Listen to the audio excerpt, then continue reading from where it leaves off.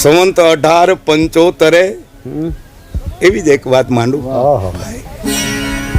સંવંત 1875 ફરહરિયા ફરંગાણ ધાર સોરઠ અને જોગો ધણી ખોભળ તલ કુમાર.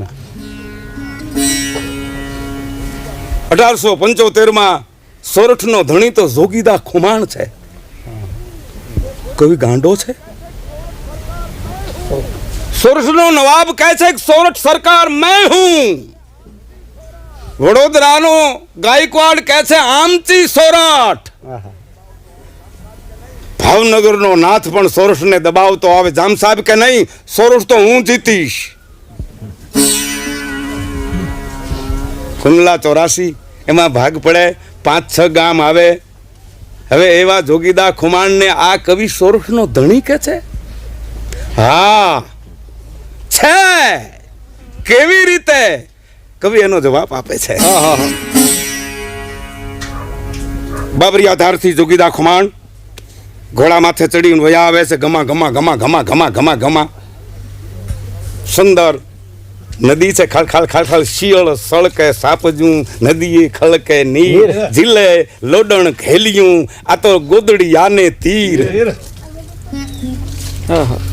એ કાન એ સુંદર વન નદી હાલી જાય છે. જોગીદા ખુમાણ ઉતર્યા. જોગો જોગીદા સોરઠના 12 વટિયા જોગી હતા. અબધૂત હતા. બાપા ડાકુ નતા, પરનારી હતા. એની નાડીએ આડા ભાંગતા. આવો જુવાન જોગીદાસ એ સુંદર નદીમાં ઉતરે છે.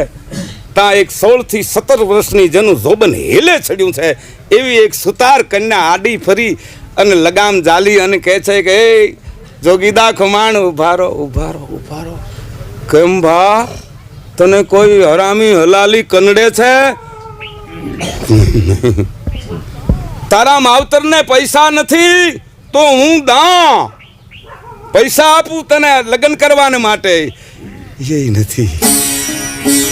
જોગીદા ખુમાણ 4 મહિનાથી માથે તેલે નથી નાખ્યું. હું તારે માથે મોઈને આવું છું, મને લેતા જાઓ. અરે તું તો મારી દીકરી છો. કમરી બાઈ કમરી બાઈ કમરી બાઈ.